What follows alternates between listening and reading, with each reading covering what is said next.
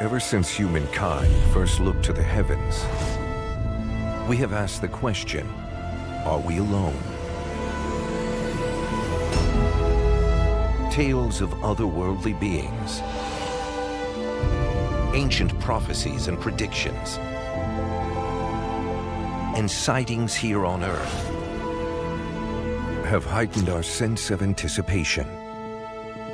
But in recent years, these claims have become more frequent.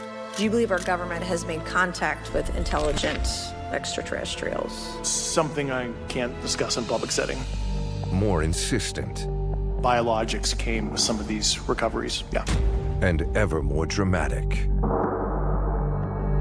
Charles James Hall, a U.S. airman stationed on a highly protected military base, claimed that not only were extraterrestrials real, but that for 2 years, he lived among them.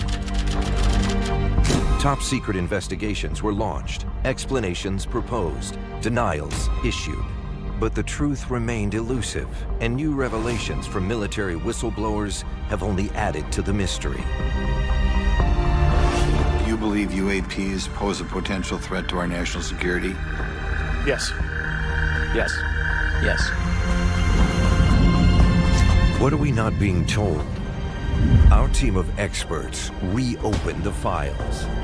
They'll analyze the intelligence, investigate the science, and reveal the truth.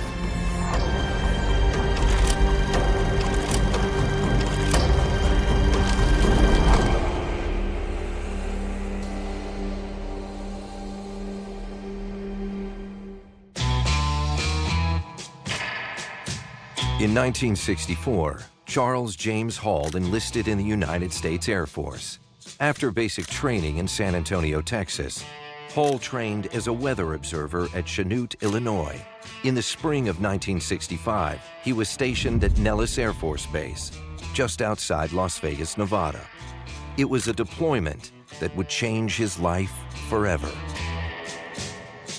Nellis was a tactical fighter center, and Hall's mathematical ability made him a good fit for the base's vital weather stations. It wasn't a glamorous assignment, but with the U.S. at war in Vietnam, it was a safe, domestic posting, or so it appeared. Hall's harrowing experience at Nellis began shortly after his arrival at the base, when he was taken to his observation post. The weather observer that I was supposed to replace, he didn't seem to know where anything was. He was shaken with fear. As they pull up to the weather shack on Range 4, Hall's escort refuses to leave the truck. Instead, he delivers a stark warning. He said, "If you see anything, I'll go get help. We won't abandon you. Just know that if you can't find me, we're coming back for you." Perplexed by the warning, Hall continued to his post. He had no idea what his predecessor could be talking about. On entering the weather shack, it became obvious that nobody had been inside for months. Hall's guide would leave the base soon after, claiming that he couldn't spend another night there. His fear was clearly real. For Hall, however, this was just the beginning. One night, he's going to the latrine, and out of the corner of his eye, he sees this almost glowing white figure, a woman, clutching some kind of weapon.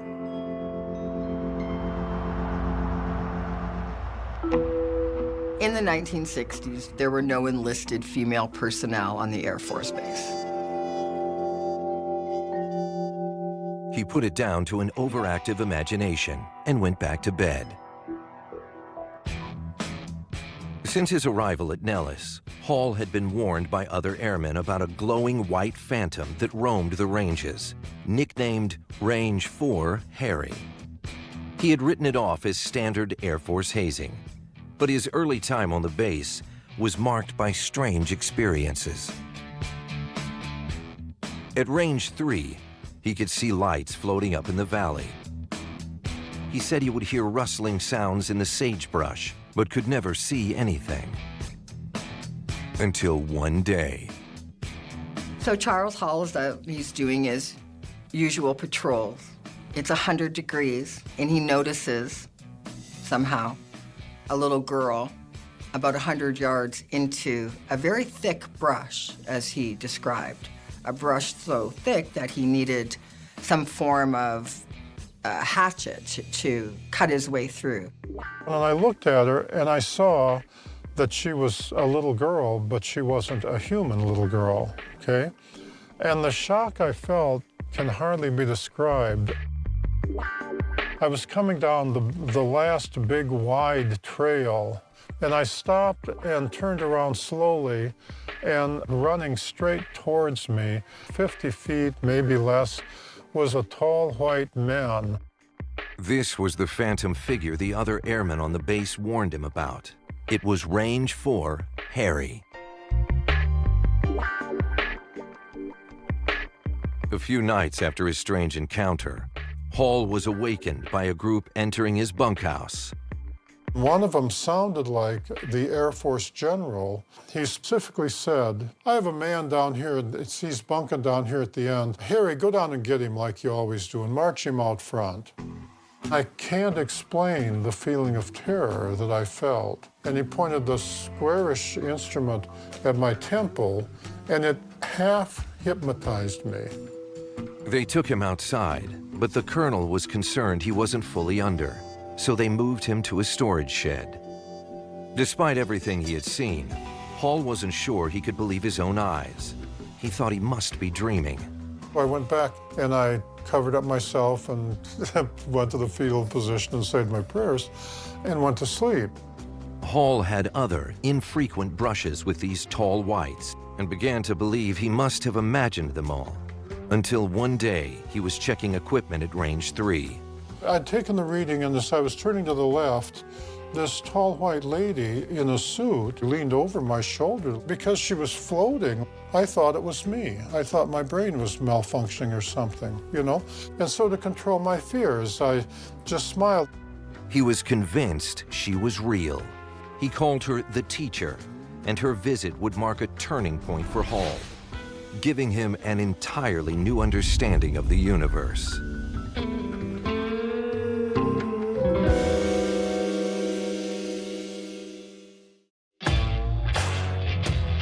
After Charles Hall's first encounter with the tall white alien he came to know as the Teacher in the spring of 1965, the tall whites began to communicate with him more frequently.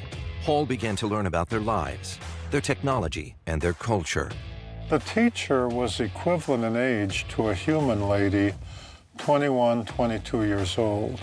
Through his encounters with the Teacher, Hall learned that the tall whites could live for up to 800 years. They stood about 2 meters tall, and their eyes changed from blue to pink as they aged.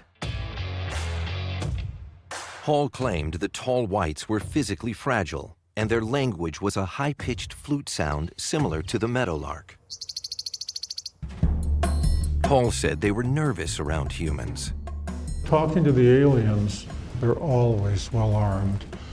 Even if they're your friends, you never, never, never once wanted to surprise them or scare them.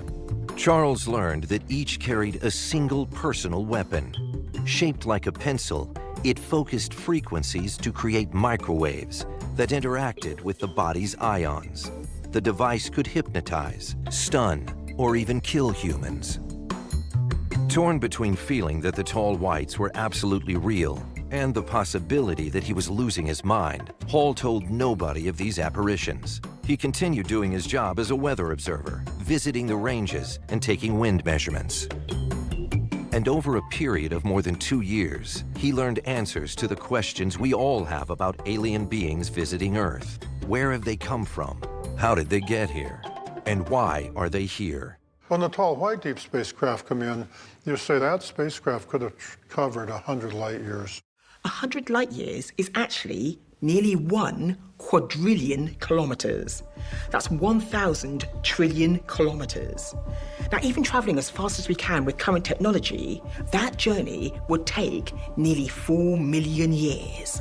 So we have to ask ourselves, without a huge technological leap, is such a journey even possible? Their craft travel faster than the speed of light. and to reduce the forces of inertia which make space travel possible. Charles Hall claims the aliens' technology defied physics as we know it, making their faster-than-light journey possible in just a few months. The speed of light is 300,000 kilometers per second. Now, Einstein's theory of special relativity says nothing can travel at the speed of light apart from photons. Because to accelerate things up to the speed of light, you would need an infinite amount of energy. As an object approaches light speed, its mass increases exponentially, which means the force of gravity would also increase. To date, there is no theory that suggests faster-than-light travel is possible. Hall, however, was adamant that it was possible for the tall whites. He even believes he calculated where they came from, though the tall whites refused to tell him. Their home planet is much further away. My best guess, coming from a star something around 105 light years away, and something above the 21st line of southern latitude. It's a southern hemisphere star. And he claims to have learned how they managed a precarious Earth landing after such an incredible journey. The tall white craft come in on the night of the full moon. The moon, the Earth, and the sun are lined up. You have a region in space where the gravity field is smooth with no bumps.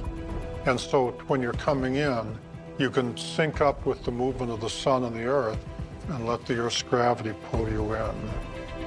When the moon is leading the Earth in its orbit, no spacecraft pilot ever wants to get caught in between the Earth and the moon when the moon is leading the Earth in its orbit. According to Hall, the tall whites utilize our planet's gravity like a slingshot. A gravitational slingshot is a technique used in spaceflight to change the trajectory or the velocity of an object. And it's done by using the gravitational force of a celestial body, like a moon or a planet. And he claims they had to use this technique because the fiber optic-powered propulsion systems on their ships tended to overheat through faster-than-light-speed travel and needed repairs. The tall whites claim they've been visiting Earth for thousands of years, and this group said they had been hit by a meteor shower. It was obvious that one of the things they were going to need was high-grade titanium to do repairs. The interior of the ship, all of them need to have a hangar.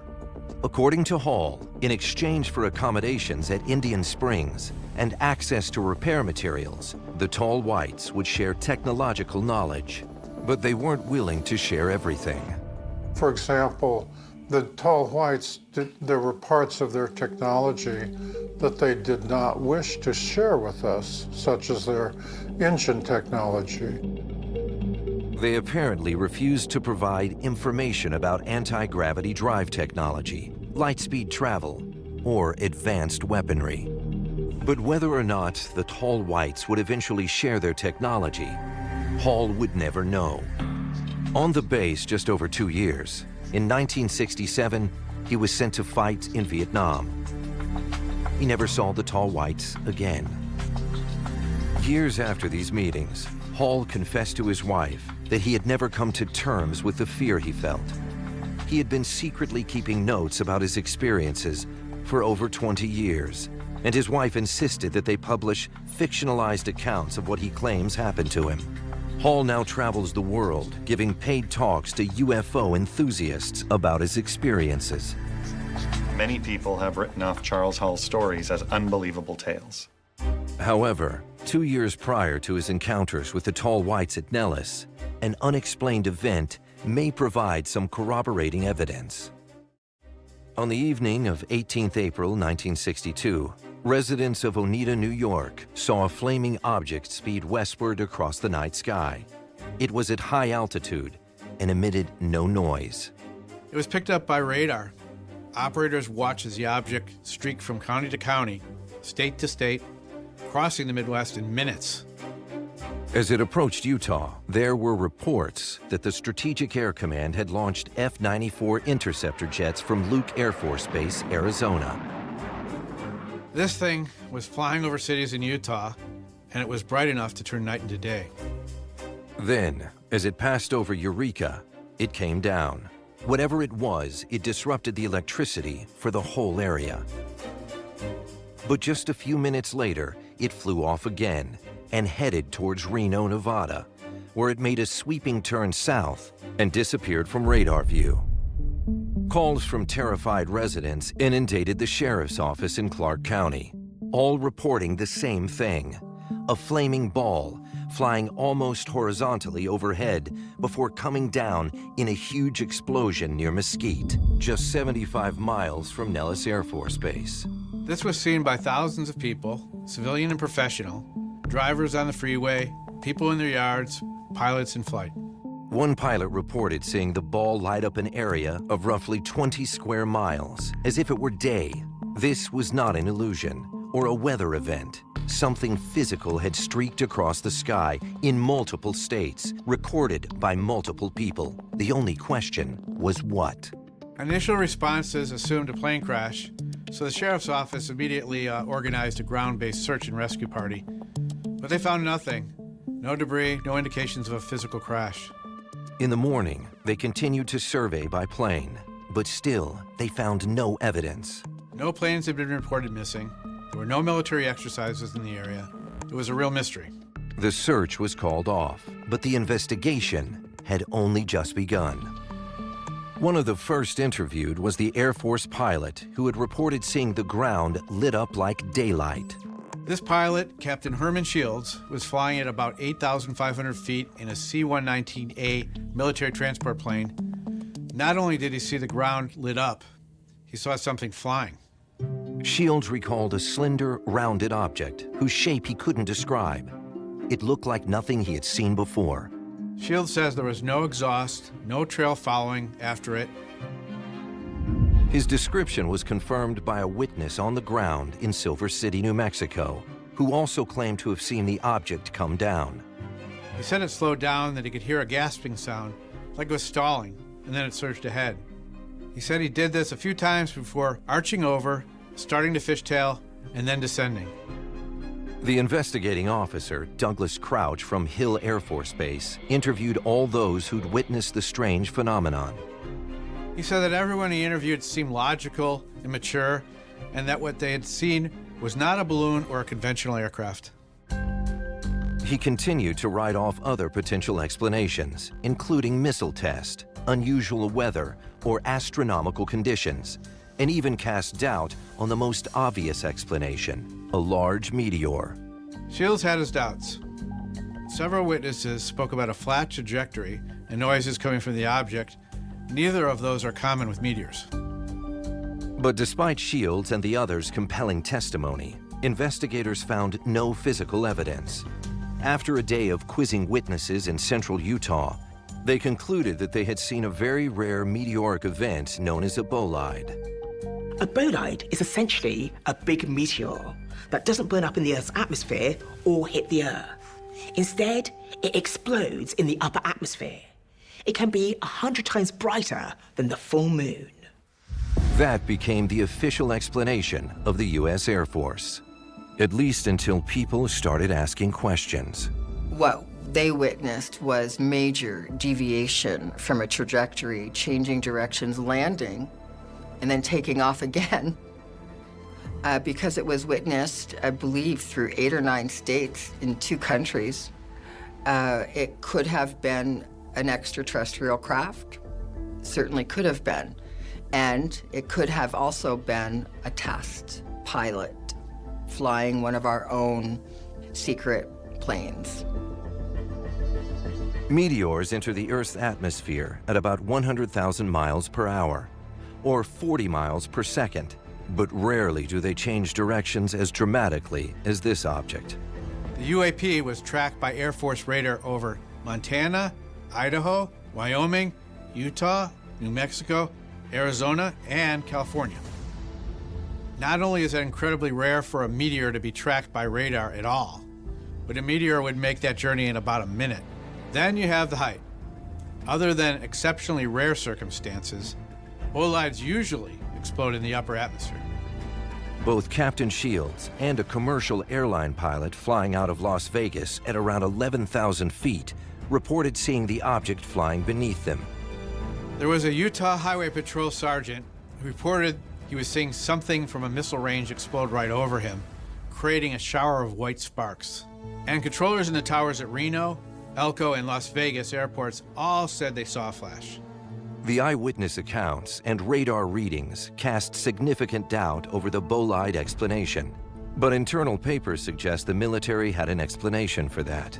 The Utah incident with the fireball and the explosion could be explained by the bolide, while the radar tracking from New York across the Midwest and into Nevada follows a flight path of a high-altitude weather balloon or a U-2 spy plane.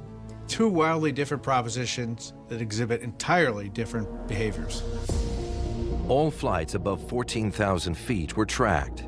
If there had been a U-2 flight or high-altitude balloon in that area, the Air Force would have known about it. And if they had known about it, they wouldn't have scrambled jets from two separate air bases.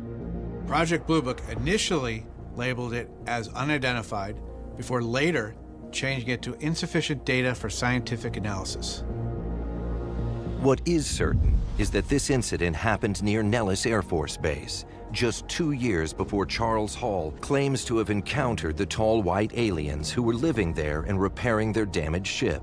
Could these incidents be connected? Could Charles Hall's fantastical stories be true? In the mid-1960s, U.S. Airman Charles James Hall's claims that he lived with a group of aliens on Nellis Air Force Base have prompted curiosity and mockery in equal measure. Now let's see if they stand up to our experts' scrutiny, or whether there may be another explanation for these strange apparitions. According to Hall's account, the tall whites traveled here from a planet some 105 light-years away. Well, that translates to 700 trillion miles. So even if you were traveling at light speed, that would take you well over a century. And that raises some questions. Hall claimed that the aliens could live up to 800 years. And more importantly, they found a way to cancel the force of inertia, allowing them to fly at these incredible speeds. Well, first of all, if you start increasing toward the speed of light, your equivalent mass increases, which means you need infinite energy to move you that fast. And with infinite energy, you have infinite mass and inertia. So to cancel that, there's no known way to do it. To cancel that is the equivalent of eliminating your mass, which means you wouldn't be there. It contradicts every known law of physics. The bottom line here is he doesn't talk like a real physicist. But Hall is adamant that the tall whites traveled here faster than light speed, and that it's possible because Einstein was wrong in his belief that nothing in the universe can travel faster than the speed of light. The claim that Einstein was wrong might be true, but it requires an extraordinary amount of proof. Where's the proof? To date, we have found nothing to dismiss Einstein's ideas. These theories have been extensively tested and have provided accurate predictions. They have been confirmed again and again. While Einstein's theory still remains the foundation of modern physics, there are some phenomena within the quantum realm, or dark energy and dark matter, which it still can't fully explain. So even if our current understanding of physics falls short, Einstein left us some wiggle room for traversing the galaxy. One of the theories is that a warp drive could be possible to create the effect of faster-than-light travel without real faster-than-light travel. The idea is that space and time are one thing. It's called space-time, and they are shaped by objects and energy. So if you have intense mass or intense energy, you're going to warp space-time. And so space-time itself would carry you and your vehicle along with it, and that, in theory, could happen. You would not be violating the relativity. You would still be traveling below the speed of light. In theory, a wormhole could allow very fast travel across vast distances, and they actually grow out of Einstein's theories of relativity. But there's no evidence that wormholes actually do exist, or if they did exist, you could travel through them without being squished to death by the intense gravity at their core.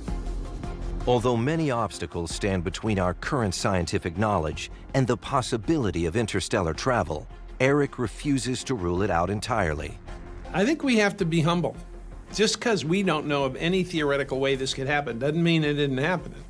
In theory, how could an interstellar engine operate? Almost certainly not as Hall described it. And if it did malfunction, could it really be repaired here on Earth, as Hall claimed? So Hall said that the ET's space drive was broken and they had to use our fiber optics to repair it. But it takes infinite energy to move at the speed of light. So it's completely ludicrous to believe that they would use our low-tech fiber optics to repair their unimaginably high-tech space drive. In fact, NASA scientists have calculated that to power the theoretical warp drive would require energy equivalent to 1.5 million Hiroshima bombs. Another element that undermines Hall's lightspeed claims is the aliens' reliance on gravitational slingshots. Hall claims that they can go faster than the speed of light. And Hall also claims that they had to use gravitational slingshots to achieve great accelerations. Well, those two things don't go together, because going faster than the speed of light gives you many millions of times greater velocity than any gravitational slingshot. Therefore, the whole arguments are inconsistent and contradictory. Looking at Hall's other claims, he said that the alien pilots had to avoid getting caught between the Earth and the Moon for fear of being blown off course. He seemed to be saying that the phase of the Moon, which is to say where it was in its orbit around the Earth, made a difference. It could make a slight difference if you were going to approach the Earth on the side that the Moon was or on the opposite side, but those tidal forces are so negligible that I can't imagine they would affect the trajectory of a spacecraft made by aliens capable of faster-than-light travel. And could the Tall White's home planet really orbit a twin star? There are many binary systems out there, and we've found exoplanets orbiting them. The first of these was Kepler 16b. It's a gas giant the size of Saturn, experiencing double sunrises and double sunsets. This shows that exoplanets can exist in very complex systems, different to those we find in our own solar system. And what of his claims that their planet remains fixed in its orbit and is half covered in ice? Unlike the other planets in the solar system, Uranus actually spins on its side. This means that as it orbits the sun, the pole away from the sun experiences a long, dark winter. This shows us that there can be planets out there that can be very different from our Earth. Hall claims to have pinpointed the location of the aliens' home planet on the 21st line of latitude in the southern sky. Hall doesn't use terms that astronomers would use, and it really calls into question his credibility. For example, he talks about lines of latitude for positioning celestial objects, but those aren't the terms that astronomers use. When they talk about coordinates, they talk about declination and right ascension to describe where something is in the celestial sky. Wherever they may have come from, the Tall White's technology wasn't limited to their ships. Charles Hall described their universal translators and their multi-purpose microwave weapon. Eric Hasseltine has spent several years researching the effects of microwave radiation on the brain. The first problem with his story about the microwave weapon is that it's roughly the size of a pencil. Now, microwaves are, roughly that long. And when you have energy that long coming out of something thin like that, it's going to spread out uniformly. It's what we call diffraction. So if someone were holding a device like that, it would radiate them as much as anybody else. So that just does not seem like a credible microwave weapon. The serious doubt cast over many of Hall's claims suggest his memories were colored less by science than by science fiction. Charles Hall's experiences allegedly happened in the 1960s, but he didn't write about them until the 2000s, so he had a lot of culture to draw upon when he was developing his story. Even Hall's description of the Tall Whites seems adapted from other people's alien imaginings, rather than from his own experience. Hall's description of the aliens he encountered combined characteristics of the Nordics and the Greys, two alien races that were featured in UFO stories around the time he was developing his tale. Aside from contemporary accounts and science fiction, Hall's vision of the tall whites may have been influenced by a text thousands of years old, the Old Testament. There are many stories of legend and lore and myth of tall beings, some giant-like. Now, the Nephilim were the offspring of most likely the Anunnaki, the sons of the gods. So the Nephilim also interbred with the humans, creating, again, tall, white beings. By the time Hall's story appeared, people were ready for stories about military encounters with aliens. Close Encounters of the Third Kind, Area 51, the Roswell Tales, the X-Files, all of these things were available in the culture of the time, and this story is an amalgamation of all of them. Simply put, Hall told his story at the right time. Aliens or not, perhaps something inexplicable did happen to Charles Hall at Nellis, and over time, his mind stitched the rest together. And maybe that triggering event was even more insidious than an alien conspiracy. The United States government and other world governments as well, in particularly Russia, Germany, and China, have often experimented with mind control. I feel that Charles Hall's particular psychological profile lends him in the category of high probability of him being manipulated and tested on to see if he could be controlled. As far-fetched as it may seem, the U.S. military and intelligence agencies have admitted to having a psychotronic research program throughout the 1970s and 80s, named the Stargate Project. Which leads us to the big question: is Charles James Hall a reliable witness? I believe that he thinks his story is true. I think that Charles Hall has some body language that indicates he believes he's telling the truth. But that doesn't mean it is the truth. On several occasions, Charles was unsure, and he did question himself so many times and would, in his own words, curl up into a fetal position and go back to sleep. Or question himself, might I be dreaming? Though much of Hall's account is unverifiable, many of the details that can be easily fact-checked have turned out to be false, putting his whole story in question. He talks about hacking through the bushes in order to get to the alien actor. And I actually grew up in the Mojave Desert not far from there. And I never had to hack through bushes to get anywhere. It's an arid desert where the vegetation is very sparse. One has to wonder, did Hall even serve at Nellis Air Force Base? He talked about a one-star colonel. Well, there is no such thing as a one-star colonel. There are full-bird colonels, and there are one-star generals. Nobody who ever served in the armed forces would ever make a mistake like that. Charles Hall tells an alien account rife with unproven details, but one which stems from a verifiable, inexplicable event, the much-disputed bolide crash of 1962. Well, it might have been a bolide that broke up, and when it broke up, some of the fragments still glowing and giving off light changed directions. Or it might have been a rocket that was sent into space and then came back in re-entry and burned up on re-entry. Or it could be some orbital craft that crashed through the atmosphere and broke up into a lot of pieces. Bolides and other meteorites have a very distinct trajectory, falling towards the Earth at very great speeds.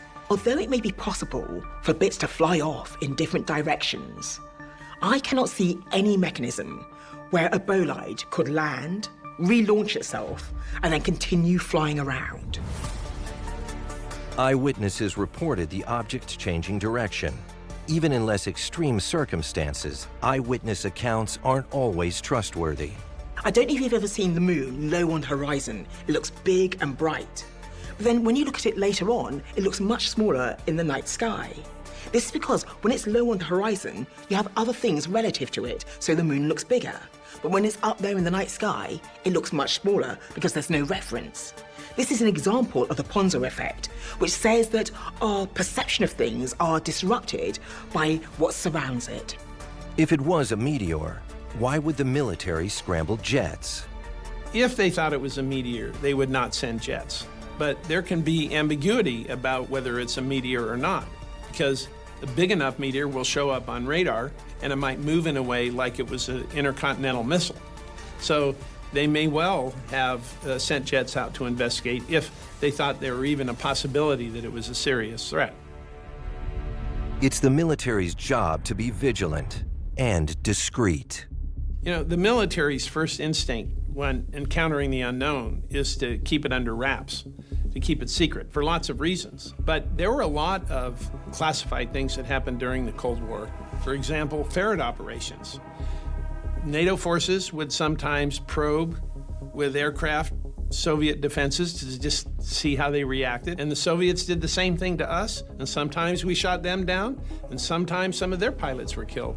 And it was never talked about by mutual agreement, because during the Cold War, that's just the way it was. So is it possible that a Soviet airborne incursion was targeting Nellis or some of the many bases in the area?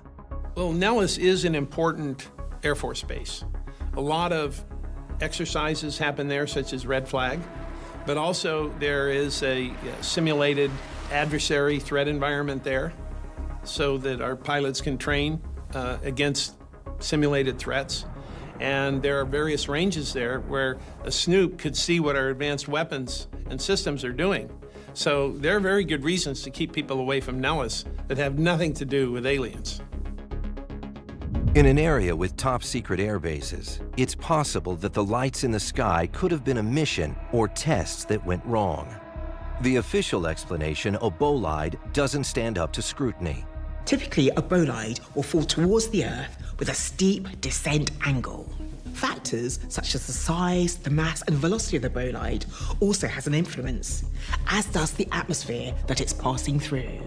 But with all these different factors, I can't see a bolide traveling horizontally for any significant amount of time. Therefore, my conclusion is, this is not a bolide. When we see something unexplainable, our first instinct should not be something exotic like aliens. We should come up with a list of all the possibilities that fall in the realm of known physics and science. And only when we've completely exhausted that do we start looking at extremely improbable exotic solutions. As ever, science demands irrefutable evidence for fantastical claims. But relying on the testimony of individuals will always be problematic. They can be mistaken or compromised. In this case, irrefutable evidence of Charles Hall's claims of the tall whites at Nellis can only come from the United States military. But the U.S. government, military, and intelligence agencies are only now beginning to open their files to scrutiny. And as they do so, new evidence for the existence of UAPs has recently come to light. In 2017, the U.S. Navy confirmed the authenticity of 2 films shot by their pilots that appear to show UAPs sharing many qualities with the one Herman Shields claims to have seen over Las Vegas before it crash-landed near Nellis. Perhaps we do have evidence of alien vehicles after all. With all the evidence assessed and analyzed, what do our experts make of Charles Hall's extraordinary claims of what happened to him in the mid-1960s at Nellis Air Force Base? I believe that maybe at one point he saw something that might have been anomalous. There is the possibility that he witnessed a test craft flying, saw one of our own pilots coming out in some new form of test suit. He may have thought he saw something and let it fire itself into the story that we know today. As ever, with alien files, the boundary between truth and fiction is constantly shifting. Well, I actually think that his body language in certain areas of his story indicate that he does believe himself. But at one point, he became compliant and put out a second book and then a third book, so he obviously at that point knew what he was doing. It's a reoccurring theme in our alien files. An encounter with the unknown and a need to be believed, undermined by an absence of convincing evidence and actors with dubious motives. The fascinating thing to me about Hall's story is what it tells us about human nature. When we're faced with something we can't explain, it really makes us uncomfortable because we can't predict it and we can't control it. So we have to come up with some explanation that at least makes sense of it. So we come up with E.T. and aliens. And it really says a lot more about our anxieties and insecurities than it says about the reality of ETs. Truth or lies, fact or fiction, Charles Hall seemed convinced of what he saw, but he has no proof. Like many of the claims of interactions with ET, they're based on little evidence. Is it possible? Yes, anything's possible. But there has to be more to substantiate that such encounters actually took place. I also think that a civilization has the ability to travel here would have contingencies without requiring human help. On the other hand, I personally do think some sightings of UAPs are very real and worthy of investigation. Only now are we getting the official documentation and detail we require to examine claims like Hall's with the rigor and depth they deserve. It may be that the tall whites were a figment of an overactive or manipulated imagination, but even if they were, the weight of evidence for the existence of UAPs and UFOs is mounting by the day. Elected officials are beginning to ask questions. Government secrecy is being called into question. Whistleblowers are breaking cover. Classified documents are leaking out. The truth is out there. But are we ready for it?